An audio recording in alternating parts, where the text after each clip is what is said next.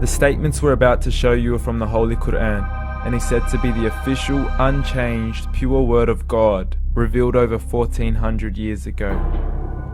Claiming to be the word of God is a heavy statement, and without proof, or if a single contradiction is found within the book, the apparent word of God will be proven false. So without further ado, let's put the book to the test. In the 23rd chapter, titled The Believers, from the 12th to the 14th verses, God is said to give a detailed description of how the human being is formed.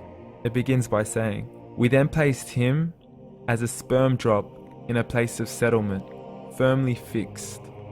Then we made the drop into a alaqa." We will translate this word very soon. "And then we changed the alaqa into a lump. Then we made out of that lump into bones. And then we clothed the bones with flesh. Then we caused him to grow and come into being and attain the definitive human form." In the 21st century, we can now safely say that this verse is clearly describing the process of human development in correct chronological order. However, what we should be paying attention to in particular is the second stage, referring to the development of the embryo. The specific word used to describe the embryo in this verse is the word alaqa. The word alaqa, when translated into English, can mean three separate things. Firstly, a blood clot, or to be suspended, that is to be hanging or clinging to something, or thirdly and finally, a leech. Now, all three definitions don't come anywhere near what we perceive to be the human embryo. So, why are these words used, and what significance do they share with the human embryo? Can the embryo be described as a blood clot? Well, what do you think?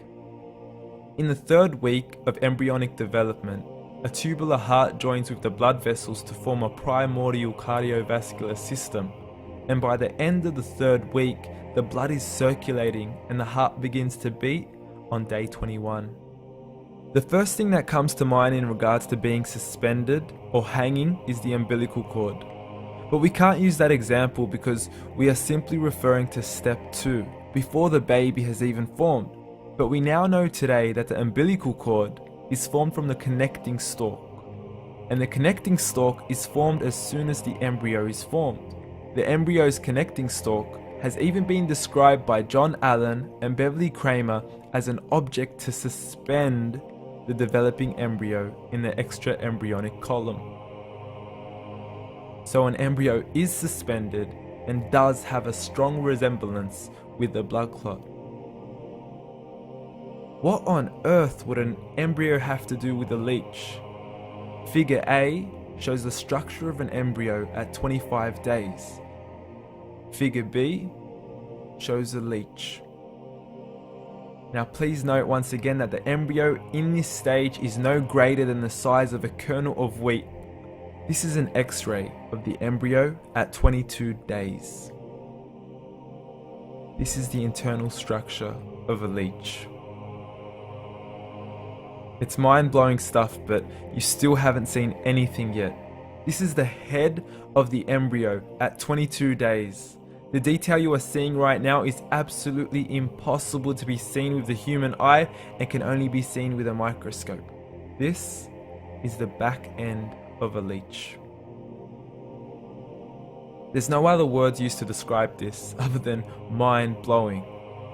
The pictures we have shown you are impossible to be seen with the human eye or even to be predicted by the human mind. Once again, the verses we have shown you were revealed over 1400 years ago to a man who couldn't read nor write. Are these the words of God? Descriptions of the human embryo in the Quran cannot be based on scientific knowledge in the 7th century. The only reasonable conclusion is that these descriptions were revealed to Muhammad from God, from God, from God, from God.